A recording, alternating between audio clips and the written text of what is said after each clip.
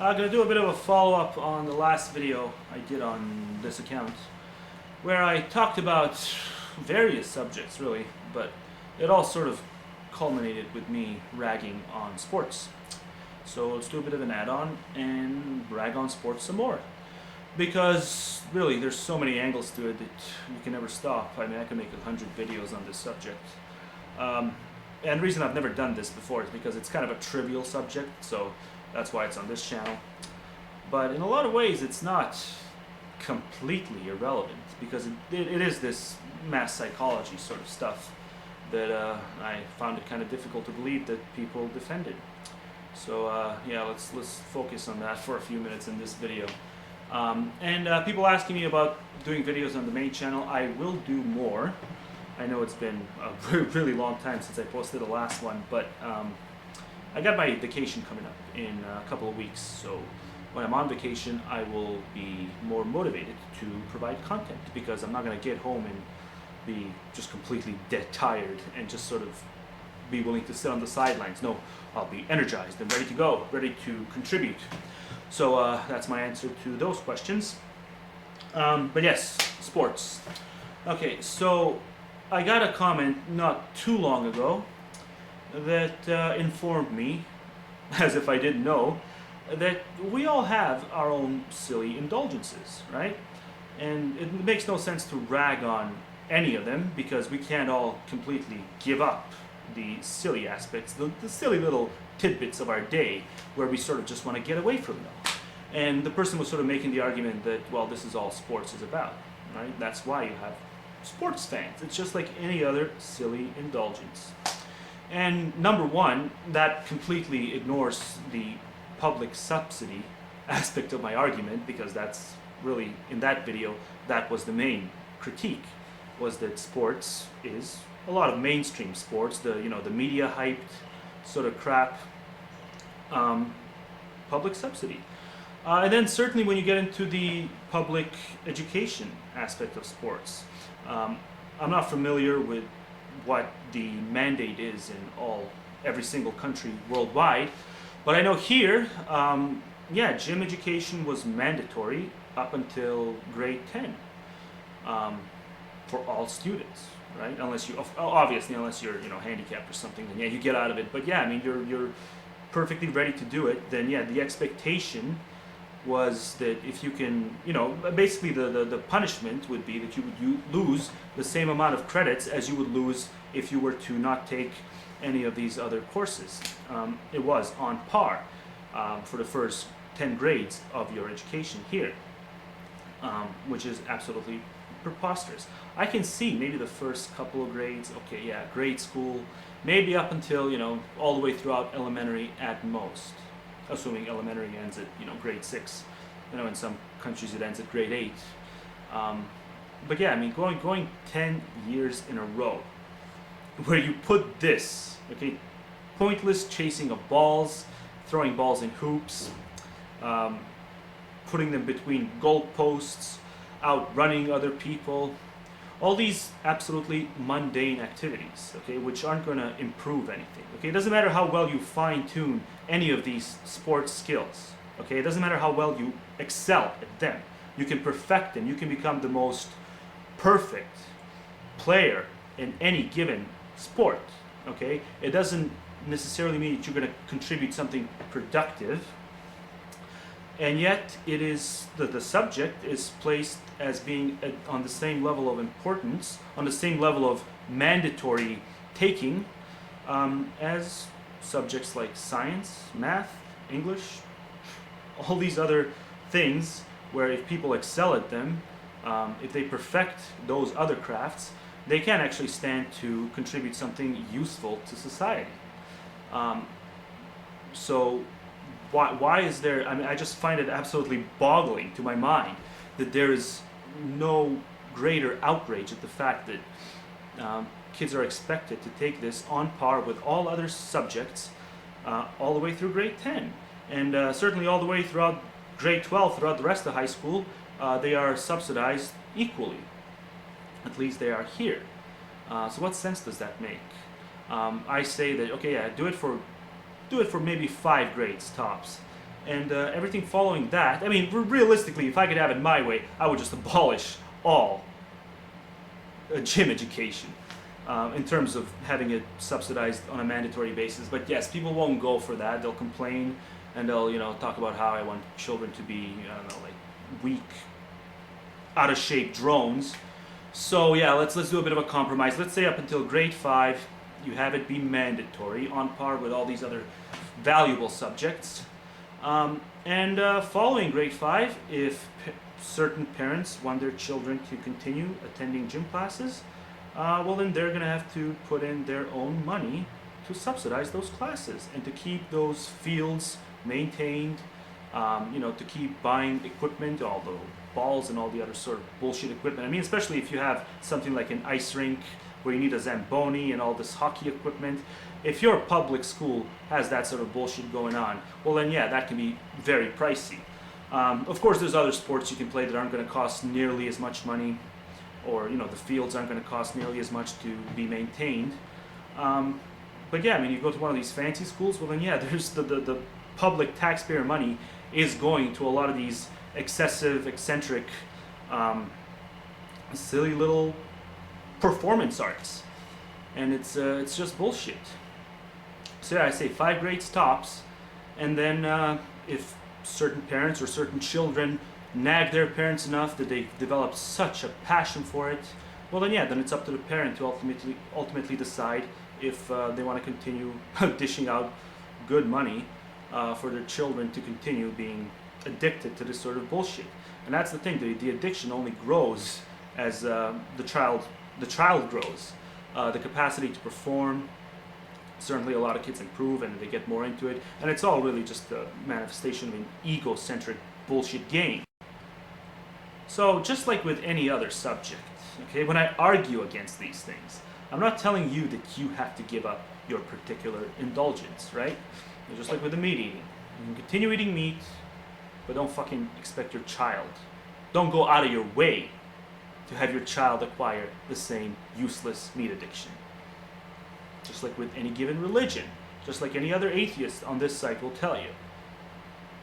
Practice your bullshit religion all you want, but don't go out of your way to indoctrinate the ever-living fuck out of your kid and to impose the same psychological addictions, the same burdens, the same sense of useless, pointless guilt onto your kid that you've been plagued with, either through your own choice or through the fact that, yeah, your parents were dumb enough to impose that bullshit on you. And it applies just as well to sports, the uselessness of sports. And that's not a guarantee that your child will completely avoid acquiring the addiction, but it's just one step closer to having them avoid it. Certainly, you can't exist in this culture without turning around somewhere and noticing the power, the sheer media hype of any of these mainstream sports. Okay, but I'm just saying, if you don't impose it on your kid from a very early age, chances are, seeing as how there's all these other distractions, chances are they'll be able to avoid it. And maybe they'll fall into another distraction that's just as useless. I know I did, just from personal experience. I've spent most of my time watching useless fucking bullshit on television up until I got my first computer. And then I sort of, slowly but surely worked my way to serious subject matter on the internet and ultimately YouTube, from forums ultimately to YouTube. So I say you give any smart, intelligent person access to the internet, and at some point, sooner or later, they're going to find where the real deal is. And unfortunately, a lot of the people in our generation, or at least my generation, well, we didn't have access to the internet from that early of an age. So yeah, we were stuck with sort of public access television and certainly all these other multinational corporation-owned networks. So yeah, we had a lot of shit thrown our way. But even though we had this shit thrown our way, a lot of us have managed to, well, I shouldn't say a lot of us, but a few of us have managed to un-indoctrinate ourselves out of that bullshit. And not completely. I mean, I'll still for nostalgia kicks, I'll still watch some of the old bullshit I used to watch 15 years ago. just to get a kick out of the fact that I used to find it so enthralling. Um, but it's nothing to celebrate, and that's all I'm expecting of sports fans to concede. Um, just concede the fact that it's a silly psychological addiction, that the fact that idiots like Michael Jordan will get on and talk about how, if you just work hard, if you give it your all, put in that 110%, 150%. If you do that, then your dreams are bound to come true. We know that this is simply not reality. If you look at some of the, even a lot of players who do ultimately make it to the league, their dreams came true. They made it to the league, and they play 4 seconds per game. I mean, really, it's in some of the, at least in some of the NBA games. A lot of these guys on the bench get such minimal amount of playing time. They essentially do spend the majority of their career, 90% of their career, sitting on the sidelines. But even considering, even if you want to disregard that, it's still just a tiny 0.0001% of all these kids who try so hard, who dedicate so much time to attempting to get somewhere with their fine-tuning of these useless skills, throwing the ball in the hoop or between the posts, and it ultimately goes nowhere.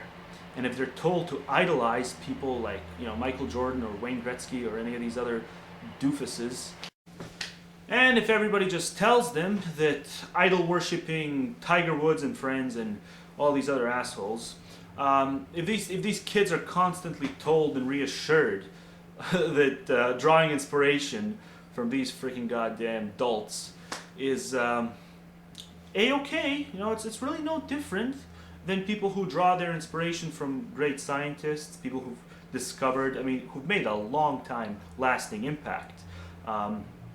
Einstein, Tesla, Darwin, pretty much any scientist who's ever discovered anything useful. If we're telling kids that this is just a-okay, just take your choice, it's all the same, they're all stars in their own way, that's just nonsense. No, there's a serious difference, and it's drenched in the word usefulness. Okay, there really is a difference between usefulness and uselessness. Okay, and that's all I'm asking sports fans to concede. Just concede that it's useless, and that you don't really have to have your kid develop a taste for it. I've always known. So see, I guess it's easier for me because I've always known, even when I was really 10 and when I first got drawn into all these stupid bullshit shows. In the back of my mind, I knew I was watching bullshit. Okay, but yeah, you say to yourself, well, you're a kid, just enjoy it for the time being. And I did. And then you grow up and you say, well, fuck that shit. Let's focus on something that may be of some use. And unfortunately, a lot of people don't do that. And I'm not doing this to pat myself on the back. Like I said, I indulged in it for probably far too long. Okay, all the way through my early 20s. So I definitely could have put on the brakes a lot earlier. So I was an idiot. Okay, and in a lot of ways, when you know it's bullshit and you still do it, in a lot of ways, I'm sort of ragging on myself here as well, because knowing that it's bullshit really should be enough for you to turn off the freaking goddamn show and never look back. But I didn't do that. I still rationalized a bunch of reasons to keep watching it, because it was suspense, it was all sorts of silly little soap opera-ish rationalizations, and it's all crap. So but especially with the sports, okay? I'm going out of my way to rag on the sports because all these assholes really do give a bunch of kids false hope, because they'll get on, they'll make their little speeches after they've won their trophy about how they worked really hard and they knew it was going to pay off all along because they worked really hard. And they sat at home when they were 8 years old, just like a little kid watching them now, right? They sat home when they were 8 and they dreamt about winning the trophy one day, and now it came true. And what kind of image, what kind of notion of reality do these people think when they're telling these stories? Do they not realize that they're giving a bunch of false hope? That the kid isn't going to actually think that, okay, wait, this is just one person, and there's probably tens of thousands or even hundreds of thousands of other people who are looking at this same thing, who are having the same sort of emotions of hope run through them as I am right now. And that mathematically we can all have our moment in the sun. No, only 0.0001% of us will ever have that moment in the sun. So unless I have a fucking really good backup plan, I really shouldn't be dedicating that much time into trying to fine-tune these skills of mine. I mean, really, you can't expect that kids are going to have these sort of skeptical, well, not even kids. I mean, I've seen people trying to fine-tune these skills well throughout their 20s. They still aren't, they're still not willing to give up on hope, because, hope is a virtue, right? Have faith. It's always a virtue, no matter how unrealistic. You know what? Even the more unrealistic, the more virtue it has, as far as some people are concerned, right? Because it's that whole against the grain thing. Well, when things look their darkest, that's when you really gotta practice more and try hard and just keep going. Keep on keeping on. No matter how dim it looks. Just keep on keeping on. And that's not virtue, that's vice. That's philosophical poison. And athletes, successful athletes, are a huge driving force behind it with their bullshit little speeches. Certainly, the same argument can be made for actors. I mean, when actors accept their little stupid Academy Awards and shit like that, they also make these inspirational speeches, how, they tried, they dreamt of this their whole lives and it came true. So all you gotta do is have faith. And to an extent, musicians as well. I mean, anybody who's doing any of this artsy-fartsy sort of bullshit, and who gives these types of interviews. Just really aggravating. So that's about it. I think I've ranted long enough. I mean, I really could probably do 100 videos on this subject, but it's too trivial, so I'll just stick to this last one. And that's about it. And I really hate YouTube, by the way, because my last video, I shot it 4 days before I uploaded it, and it ran over 15 minutes, so I had to trim it down, and so I had to change certain things about it to do additional takes to say the stuff I had to trim down to say it more quickly. And it took me like 4 days of trial and error to properly convert it, so the sound wouldn't fuck up, so that I wouldn't get the stupid little black box outlining my screen. 4 days of fucking goddamn trial and error, and then I finally uploaded. It finally works. I finally converted it properly, and it works. And what happens then?